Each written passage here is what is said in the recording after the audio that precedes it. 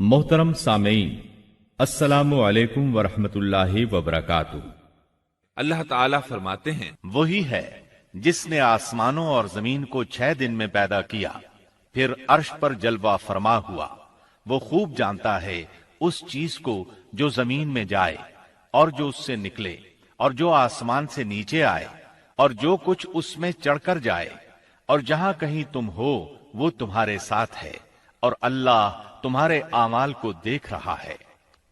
اسی طرح اللہ تعالیٰ سورہ ہود آیت 7 میں فرماتے ہیں، اور اللہ ہی وہ ذات ہے جس نے 6 دن میں آسمانوں اور زمین کو پیدا فرمایا، اور اس کا عرش پانی پر تھا۔ امام احمد بن حنبل رحمت اللہ علیہ نے ابو رزین عقیلی سے بیان کیا ہے، انہوں نے کہا، یا رسول اللہ، أين كان ربنا عز وجل قبل أن يخلق السماوات والأرض؟ فقال صلى الله عليه وسلم، كان في عماء ما فوقه هواء وما تحته هواء ثم خلق عرشه على الماء۔ اے اللہ کے رسول صلی اللہ علیہ وسلم، آسمانوں اور زمین کو پیدا کرنے سے پہلے ہمارا پروردگار کہاں تھا؟ آپ نے فرمایا، عما میں تھا، یعنی اللہ کے سوا کچھ بھی نہ تھا، نہ اس کے اوپر ہوا تھی اور نہ اس کے نیچے ہوا تھی، مطلب یہ کہ کچھ نہ تھا، پھر اس نے پانی پر اپنا عرش پیدا کیا۔ گویا یہ تھی مخلوق کی ابتدا۔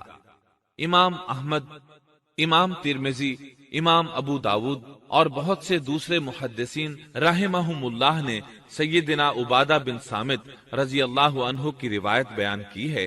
وہ کہتے ہیں، سمعت رسول اللہ صلی اللہ علیہ وسلم يقول ان اول ما خلق اللہ تبارک وتعالى القلم ثم قال له اكتب، فجرى في تلك الساعة بما هو كائن إلى يوم القيامة۔ میں نے رسول اکرم صلی اللہ علیہ وسلم کو فرماتے ہوئے سنا، آپ فرما رہے تھے، بلا شبہ اللہ نے سب سے پہلے قلم کو پیدا کیا، پھر اللہ نے اس کو حکم دیا، لکھ، چنانچہ وہ اسی وقت چل پڑا اور قیامت کے دن تک ہونے والی ہر چیز لکھ دی۔ یہ اللہ تعالی کا علم تھا جس کو قلم نے اس کے حکم کے مطابق لوح محفوظ پر لکھا۔ امام مسلم رحمت اللہ علیہ نے سیدنا عبداللہ بن عمرو بن عاص رضی اللہ عنہما کی روایت بیان کی ہے۔ اس میں سب سے پہلی چیز کے بارے میں وضاحت کی ہے، اور جمہور فقہا کی رائے بھی یہی ہے۔ عبداللہ بن عمرو رضی اللہ عنہما بیان کرتے ہیں، سمعت رسول اللہ صلی اللہ علیہ وسلم يقول كتب الله مقادير الخلائق قبل أن يخلق السماوات والأرض ب50,000 سنة قال وعرشه على الماء۔ میں نے سنا آپ فرما رہے تھے، اللہ تعالیٰ نے آسمان و زمین کی پیدائش سے 50,000 سال پہلے تمام مخلوقات کی تقدیریں لکھ دیں، اور اس وقت اس کا عرش پانی پر تھا۔ اس حدیث مبارک سے واضح ہو گیا کہ سب سے پہلے پانی اور پھر پانی پر عرش پیدا کیا گیا، پھر قلم کی پیدائش ہوئی، اس نے تقدیر تحریر کی، پھر آسمان اور زمین کی تخلیق ہوئی، اور جس حدیث میں آیا ہے کہ ابتدا میں قلم کو پیدا کیا گیا، اس کا مطلب یہ ہے کہ اس جہان کی مخلوقات میں سب سے پہلے اس کا نمبر ہے، نہ کہ باقی تمام جہانوں کی مخلوقات میں پہلا نمبر ہے، اور اس کا تذکرہ بخاری شریف کی اس حدیث میں ہے۔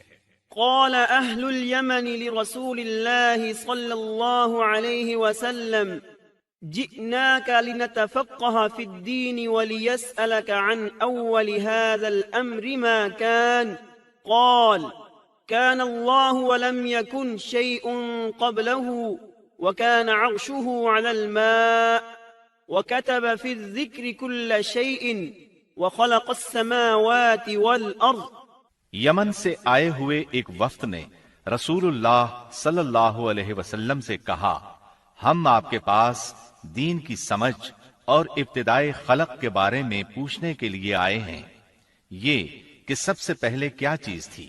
آپ نے فرمایا اللہ تھا، اس سے پہلے کوئی چیز نہ تھی، اس کا عرش پانی پر تھا، پھر اس نے لوح محفوظ پر ہر چیز لکھ دی، اور آسمان اور زمین کو پیدا کیا، یعنی ابتدا میں پانی پر عرش کی تخلیق ہوئی، پھر قلم کی پیدائش ہوئی، اس نے سب کچھ لکھ دیا۔ علماء کرام کا بیان ہے، قلم کے فوراً بعد لوح محفوظ کو پیدا کیا گیا، چنانچہ قلم نے لوح محفوظ میں ہر چیز لکھ دی۔ اس کے بعد کائنات کی باقی مخلوقات اور آسمان و زمین کی پیدائش معرض وجود میں آتی گئی۔ اشیاء کی پیدائش والی ترتیب میں علماء کرام کے کئی اقوال ہیں، اور ہم نے آپ کے سامنے جمہور علماء اور فقہا کی پسندیدہ اور راجح ترتیب پیش کی ہے۔ آسمان اور زمین کی مخلوقات کی ترتیب کیا ہے، اس بارے میں امام مسلم رحمت اللہ علیہ نے سیدنا ابو ہریرہ رضی اللہ عنہ کی روایت پیش کی ہے۔ وہ کہتے ہیں، أخذ رسول الله صلى الله عليه وسلم بيدي فقال خلق الله عز وجل التربة يوم السبت وخلق فيها الجبال يوم الأحد وخلق الشجر يوم الاثنين وخلق المكروه يوم الثلاثاء وخلق النور يوم الأربعاء وبث فيها الدواب يوم الخميس وخلق آدم عليه السلام بعد العصر من يوم الجمعة في آخر الخلق في آخر ساعة من ساعات الجمعة فيما بين العصر إلى الليل۔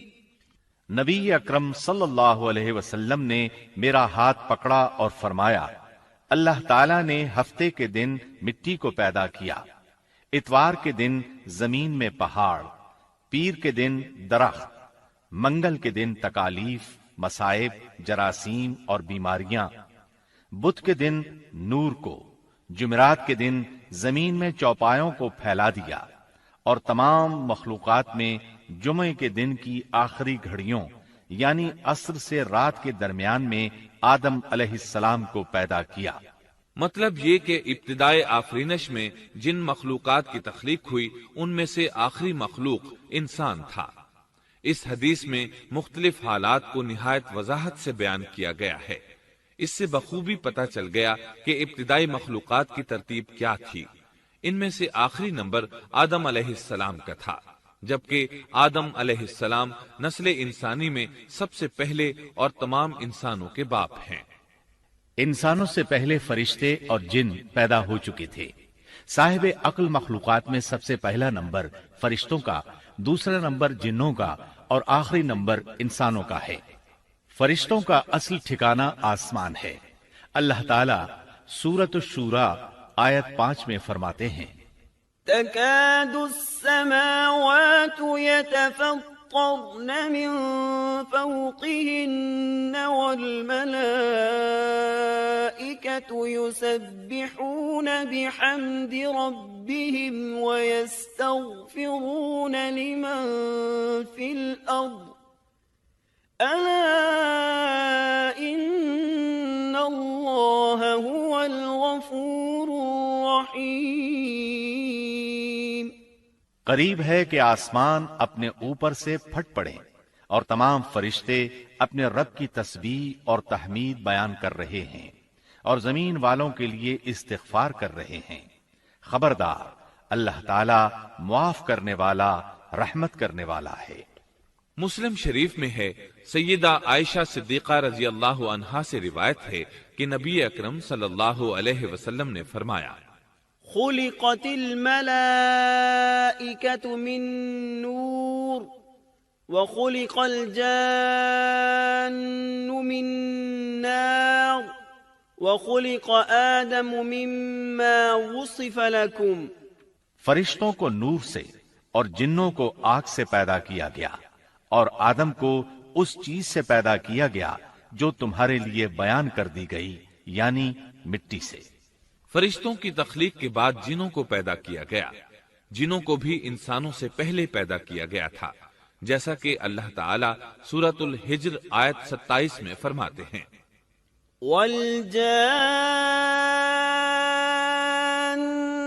خلقناه من قبل من نار السموم، اور اس سے پہلے جنات کو ہم نے لو والی آگ سے پیدا کیا۔ جنات کے بارے میں بہت زیادہ آیات و احادیث موجود ہیں۔ اللہ تعالیٰ فرماتے ہیں، خلق الجان من مارج من نار، اور جنات کو آگ کے شعلے سے پیدا کیا گیا۔ مارج آگ کے بھڑکتے شعلے کے کنارے کو کہتے ہیں، گویا جنوں کو آگ کی جڑ سے نہیں بلکہ آگ کے شعلوں کے کنارے سے پیدا کیا گیا ہے۔ قرآن مجید میں اللہ تعالیٰ نے ابلیس شیطان کا قول نقل کیا ہے، خلقتنی من نار، تو نے مجھے آگ سے پیدا کیا۔ اسی طرح پہلے بھی بیان ہو چکا ہے کہ اللہ نے فرمایا، والجان خلقناه من قبل من نار السموم، اور اس سے پہلے جنات کو ہم نے لو والی آگ سے پیدا کیا۔ یہ ہے جنات کی اصل اور بنیاد۔ ابلیس ملعون بھی جنات میں سے ہے، اور اس مسئلے میں کسی کو تردد اور شبہ نہیں ہونا چاہیے، اس لیے کہ قرآن مجید میں ہے، إلا إبليس كان من الجن، اور ابلیس جنوں میں سے تھا۔ مطلب یہ کہ وہ فرشتوں میں سے نہیں تھا۔ حسن بصری رحمت اللہ علیہ فرماتے ہیں، وہ پلک جھپکنے کے برابر بھی فرشتوں کی جنس میں داخل نہیں ہوا، اور نہ ہی وہ کبھی فرشتوں میں شمار ہوا ہے۔ وہ جنات میں سے ہے کیونکہ اس نے خود اقرار کیا تھا، خلقتنی من نار، اے اللہ تو نے مجھے آگ سے پیدا کیا ہے۔ اگر یہ فرشتہ ہوتا تو اس وقت کہتا، اے اللہ تو نے مجھے نور سے پیدا کیا ہے۔ اس لیے ابلیس کا جن ہونا روز روشن کی طرح عیاں ہے۔ سیدنا عبداللہ بن عمر رضی اللہ عنہما اور سیدنا عبداللہ بن عباس رضی اللہ عنہما فرماتے ہیں، آدم علیہ السلام سے 2000 سال پہلے جنات پیدا کیے گئے۔ وہ ہماری اس زمین پر رہائش پذیر تھے۔ آہستہ آہستہ وہ فسق و فجور میں مبتلا ہو گئے۔ جب وہ فتنہ فساد میں حد سے بڑھ گئے، ناحق خون بہانے لگے، تو اللہ تعالیٰ نے ان کی طرف فرشتوں کا عظیم لشکر بھیجا۔ ان سے جنات کی زبردست مارکہ آرائی ہوئی۔ اس مارکہ آرائی میں فرشتوں نے جنات کو تہس نہس کر دیا، اور وہ سمندروں کی جزیروں میں پناہ لینے پر مجبور ہو گئے۔ زمین کے ہر بر اعظم سے انہیں جلا وطن کر دیا گیا، چنانچہ آج تک ان کا مسکن یہی جزیرے اور عظیم مراکز ہیں۔ یہ واقعہ آدم علیہ السلام کی تخلیق سے پہلے ہو چکا ہے۔ احادیث مبارکہ میں ہے کہ ابلیس ملعون کا ایک تخت ہے، اور وہ تمام جنات کا سردار اور حکمران ہے۔ اس کا شاہی تخت پانی پر ہے، اگرچہ اس کی متعین جگہ ہمیں معلوم نہیں۔ یہاں تک ذکر تھا سیدنا آدم علیہ السلام کی پیدائش سے پہلے کا۔